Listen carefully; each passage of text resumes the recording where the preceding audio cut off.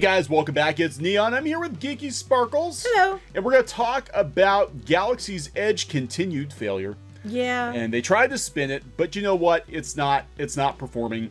Even pictures recently, was that yesterday or whatever? They are like, there's nobody there. There's nobody there. Yeah, they're, look, go out here and they're doing droid testing. They're doing droid testing outside the workshop now. Yeah, you weren't allowed to run your droids or have your lightsabers out throughout the park. I think they're worried you're going to hit somebody with it or something. But now they're actually letting people test their droids. They're racing droids. They're doing things like, please come in. See what you can make. Look, little kids, beg your parents. Come on in, Yeah, so they're doing that. But again, the photos we're seeing are not packed. They're trying to lure people into the droid shop. Now, this is coming from WDW News Today. I'll put a link to this article as well as everything else in the video. So, yeah, Galaxy's Edge is not performing, and there were some comments by Universal's CEO last week.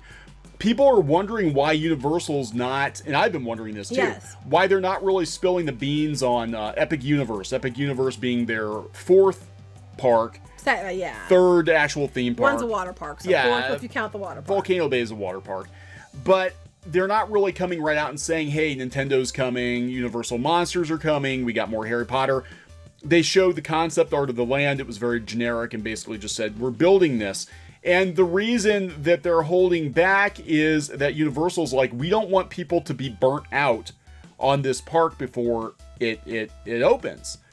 And there's been some talk about how people were probably burnt out on Galaxy's Edge. I think they were burnt out Star Wars in general. Star Wars in general, yeah. But burnt out on Galaxy's Edge before the park opened, because they did promote the hell out of it. Yeah. Nowhere near like they did this last week. I'm like, oh my god. No. It's like, did you see the commercial yet? Did you see the commercial yet? You're going to see the commercial yet. People are like probably avoiding ABC and ESPN and all those other networks just to avoid the damn constant shill. But go ahead. Yeah, so people were already kind of burnt out on it, and there were expectations. There were certain expectations that Disney raised for fans, that this is what was going to be in the park, and then there were several cutbacks. But the prices still went up too. The prices still went up. They just raised the alcoholic beverages over at Disneyland to match the ones at Disney World, because Disney World ones were more expensive. So, because they had to pay for this somehow. And I think people are like, well, you're spending a lot of money for Disney. What's another $20? Well, I think what's going on is people are just like, well, what's another $20 now? And then it's going to be another $30 in, next month, another $30 a month after. And then at the end of the year, it's $1,000 more. People just cannot spend anymore. I'm sorry. They just don't want to. And then you disappoint. So now Universal's taking that into consideration moving forward about the, leaking too much. Yeah, they're doing a lot of things to they're basically watching Universal, and I guess this is where I want to go with this video. Universal's watching all the mistakes Disney made with Galaxy's Edge, and they're like, let's not make the same mistakes when we open Epic Universe, which will 99.9% confirm to have will have Nintendo in it. They're not going to make the same mistakes. And pretty much like everything from releasing too much information too early, because things happened during production. And they changed it. They cut back. Changed it, and so people wouldn't have known if Disney wouldn't have made a big deal about it. But they made a big deal about how amazing this land was going to be, and then when they finally opened it, it was like, well, this is about 25% of what we expected. Universal. I think it's a little more than 25%. Well, I think it's about 60%. 32.8%. I think it's more than that. So, yeah, so that was an article this week. We're going to talk about that, talk about Galaxy's Edge. Before we get into the video, please subscribe for more pop culture news, views, and rants here on Clownfish TV. We do cover theme park news as it pertains to pop culture, because that's what we did for a number of years. Well, I still do Disney blog on piratesandprincesses.net. And what you're going to get on piratesandprincesses.net is an actual honest opinion. If something's cool, I'll say so. If there's something wrong, I will say so. Disney, as of late, seems to promote certain people and certain blogs that will shill the shit out of it. If you want the, oh my god, like, it's me, and here I am, and oh my god, pixie dust, I'm just full of pixie dust. It's just, I am pixie dust. Everything's beautiful and wonderful, and I'm a mom, and I'm pixie dust. Ah! That's not for you. Piratesandprincesses.net is not that. Yeah, we're pretty objective. I do a little bit of writing for it, not as much as I used to on the other blog, which was basically yanked away from us earlier this year. Apparently, we weren't positive enough. We weren't Disney enough. No, because again, Disney again is this whole idea that if you are honest and you have criticism that is legit, it's all negativity. Because if you're not like 100% telling us how great we are and how fabulous everything is, you're negative. And there's a difference between being honest and being negative. And so people don't seem to understand that. And the world would be a better place if people would realize this. Yeah, but more and more Disney-focused, theme park-focused blogs are calling Disney out. The good ones, the reliable ones are. Disney has been chasing, we talked about this before with the Karens, no offense to anyone named Karen, but they've been... oh my God! they've been chasing... You sound like Minnie Mouse with a martini or something. That's what happens. It's so magical. Oh my God, guys! Margarita Minnie Mouse over here. That's what they want. They want mommy blogger influencers. I'm pretty. I'm so pretty. Here I sit. Look at me at this angle. Look at me at this angle. Here I am. I am buying all this ridiculous stuff that no normal person would actually pay I'm a real mom.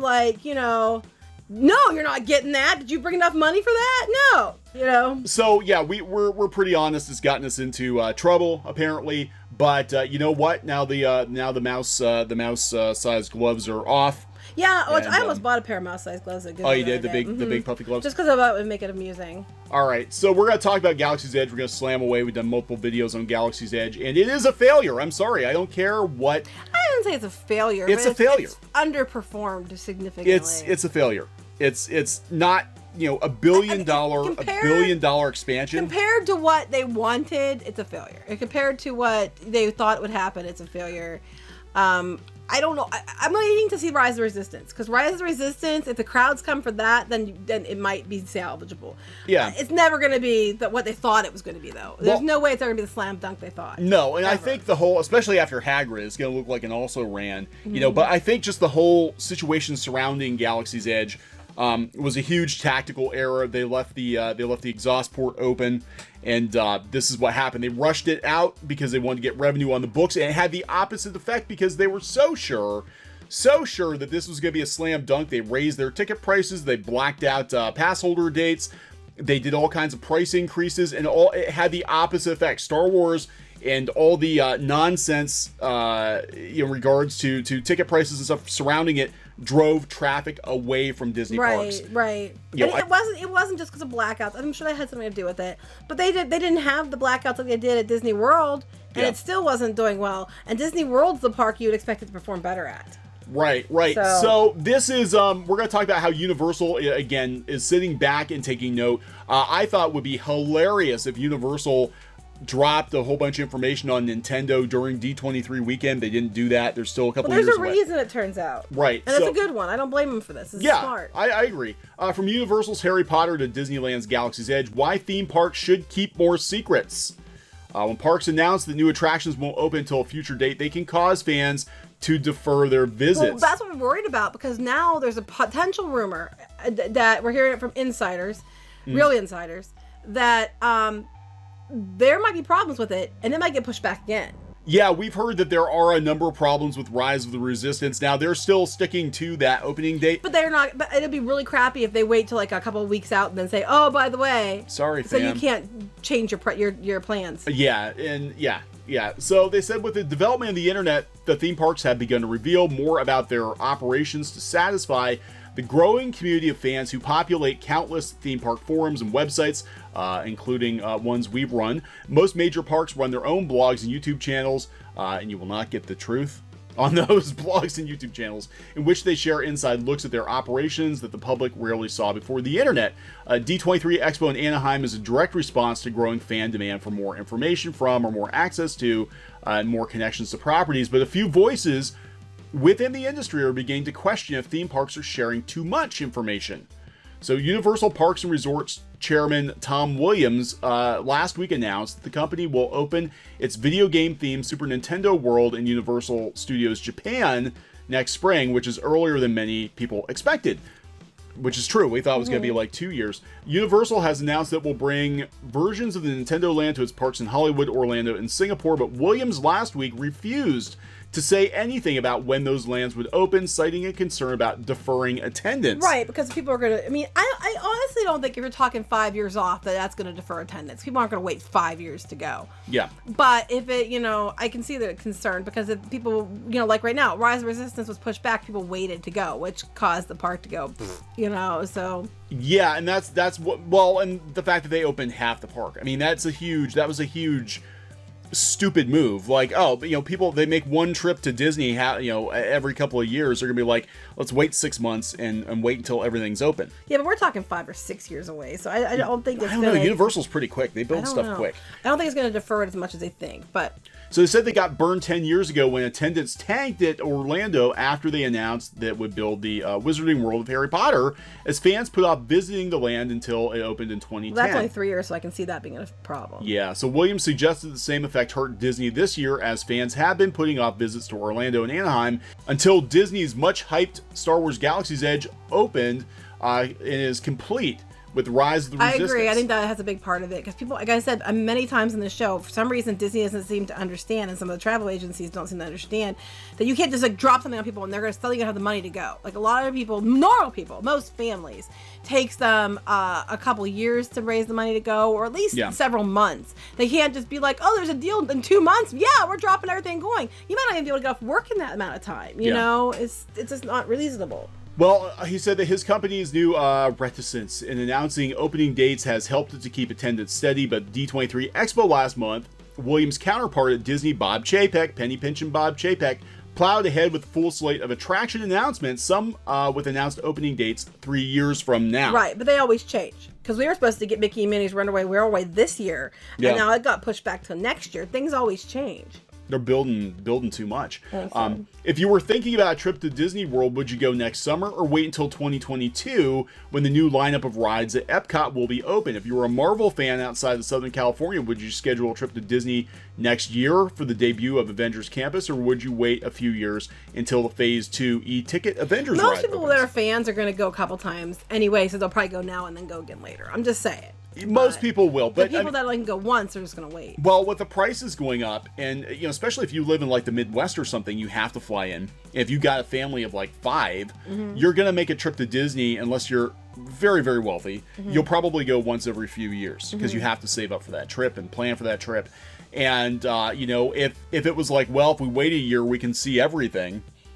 I would probably do it. I'd be like, we only get one chance to go every couple of years. It'd be like, let's just wait an extra year. Right, save up more money and we can do more things. Yeah. Wait till everything's open. Is Disney's eagerness to announce new attractions years in advance helping the company by getting fans excited, or hurting it by encouraging those fans to defer their trips? Well, you have to explain all the construction. You have to explain why you're tearing down old attractions. Yeah, Epcot's going to be the horrible construction zone for a while. Yeah. And honestly, I think at that point, when it is a construction zone like that, when they have attractions closed, I think they should slash the ticket prices.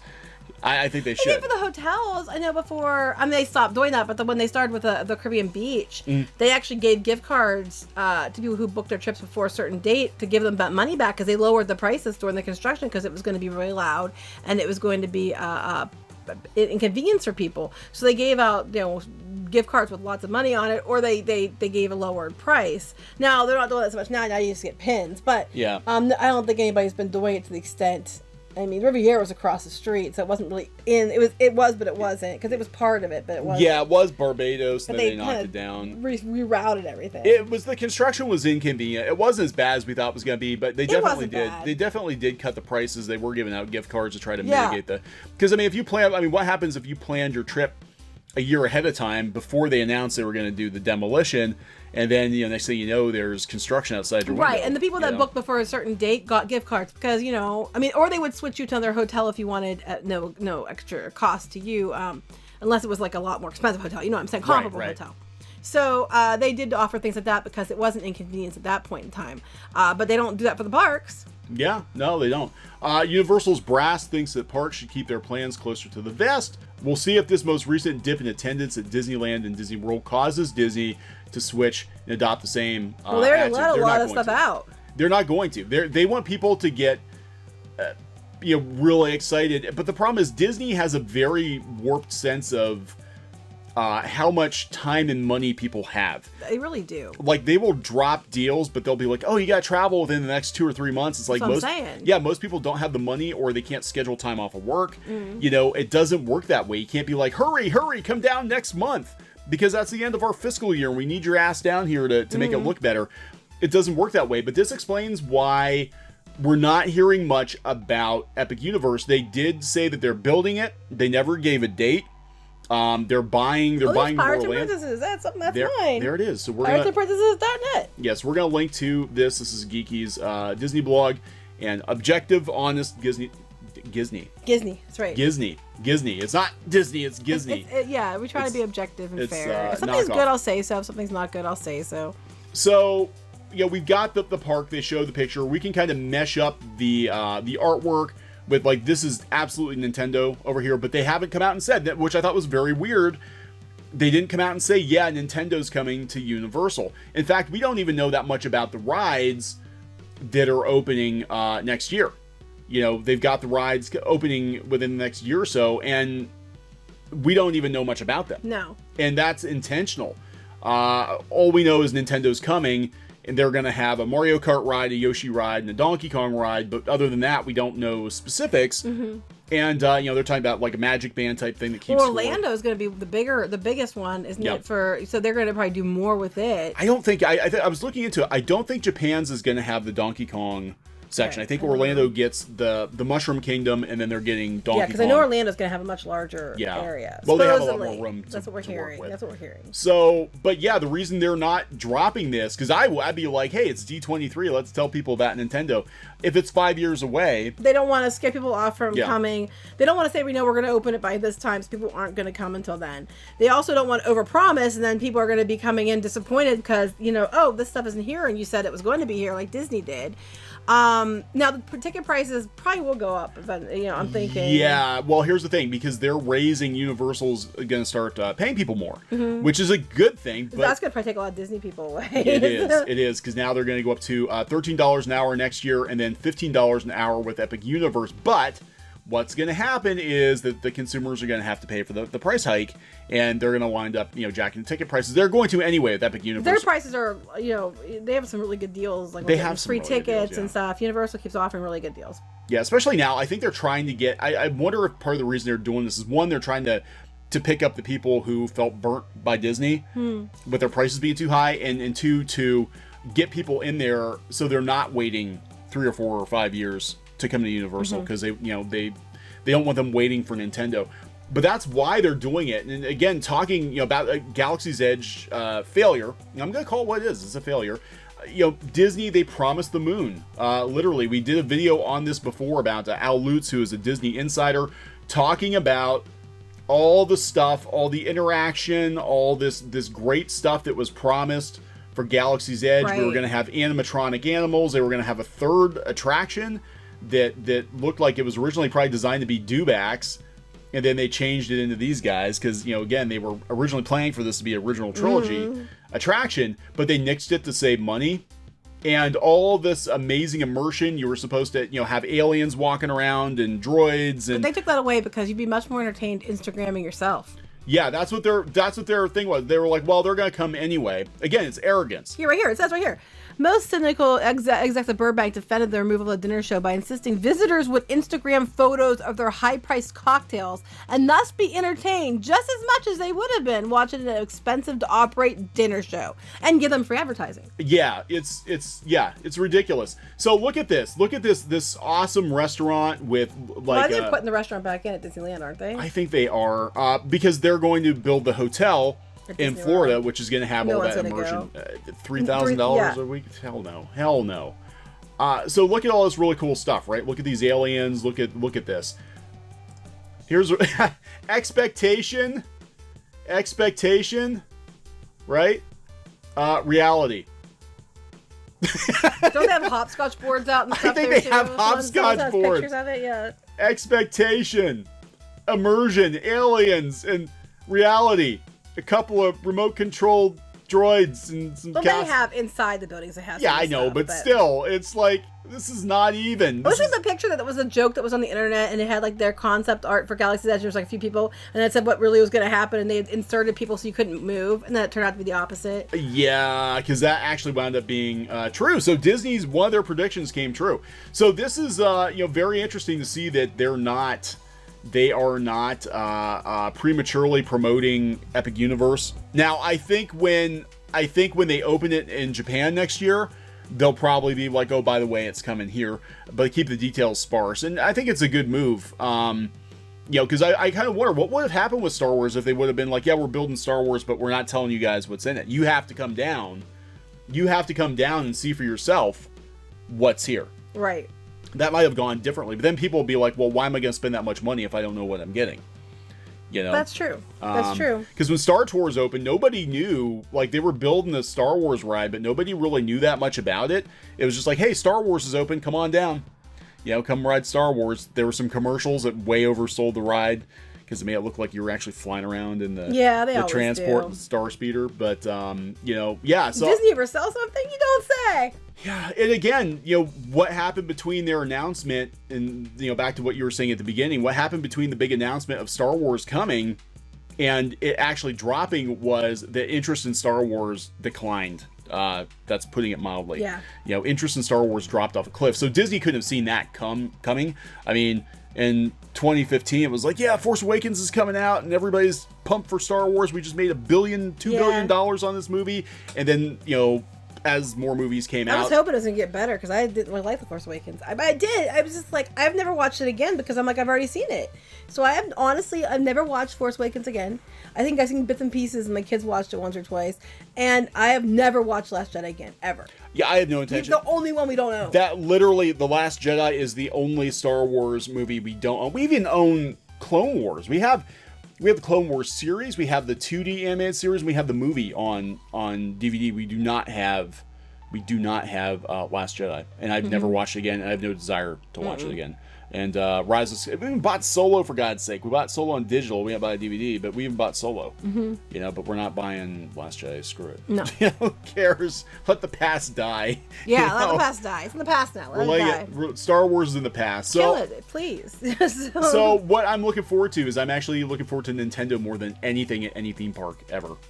Because Nintendo is to our generation, every generation afterwards, it is the Disney, I think, of our generation. Yeah, I think so. Mario, we grew up with Mario, these characters, and they have their perennial favorites. Nintendo characters are still huge favorites, and that brand has not declined. No, I think that one is I'd be worried if I were Disney on that, because I'm thinking if there's anything at Disney I'm excited about coming, and I'm excited. I mean, I'm not gonna tell you not to go to the parks because I go to the parks still.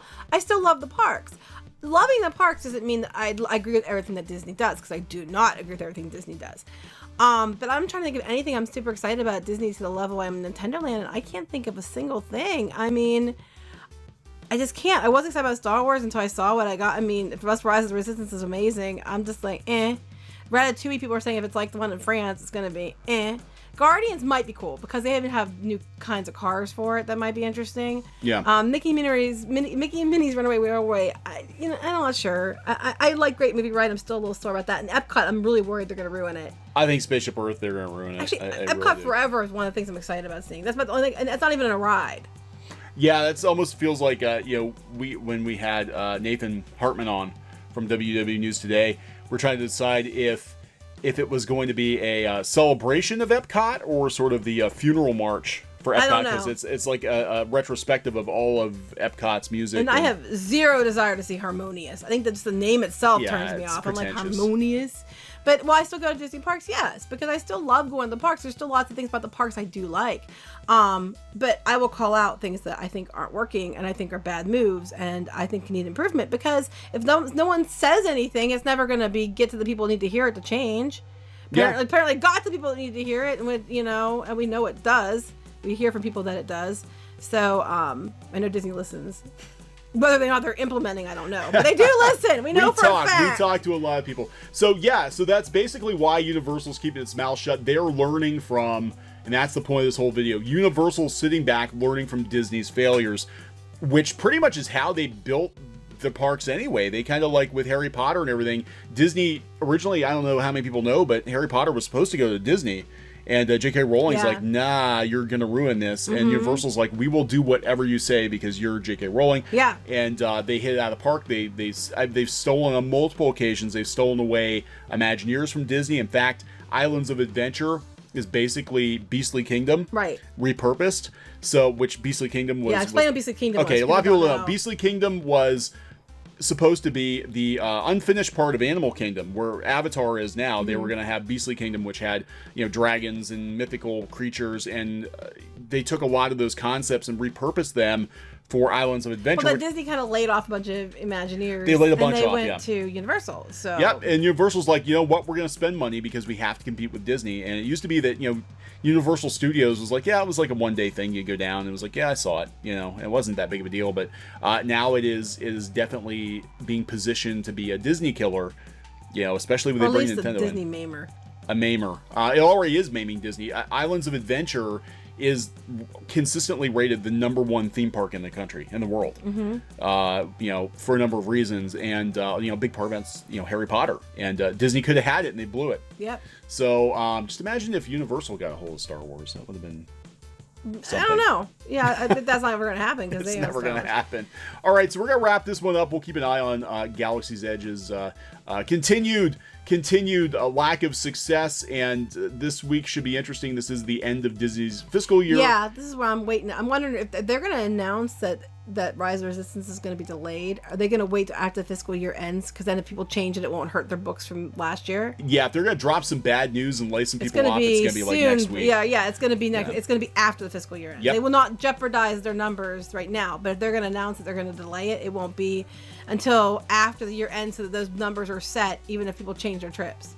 Expect layoffs starting next week or the week after. I think Disney's going to be laying a bunch of people off. We'll see what happens, yeah. All right, so we're going to wrap this one up. Please subscribe for more pop culture news, views, and rants here on Clownfish TV. Make sure, if you like Disney news and you want to hear more about Disney, check out my blog at piratesandprincesses.net. If you want, you know, Disney, people want honesty, and they want the truth, and they want, you know, real things. They don't want the, oh my God, like Disney, I'm so wonderful. It's me. They don't want that. They really don't want that. So if you want honesty, please follow at piratesandprincesses.net. We have social media you can follow as well. Yeah, do it. See that skull? That's not a friendly. See, it's not a cutesy thing. It's not a cutesy thing. I love cute things though. I'm not gonna lie. I mean, I see like the Haunted Mansion stuff at Hot Topic, and I was like, oh my God. I mean, I totally geek out like that, but I just don't, you know, do that on camera. Go ahead. Mouse ears and death. That's Pirates and Princesses. So we're gonna wrap this one up. Thanks so much. Please subscribe. Talk to you guys later. Bye. Hey guys, thanks for watching Clownfish TV. Please consider supporting the channel. Go to clownfishsupport.com. That's clownfishsupport.com. And if you want to join our community, go to clownfishtalk.com. That's clownfishtalk.com. Please subscribe, ring the bell for notifications. We will talk to you next time.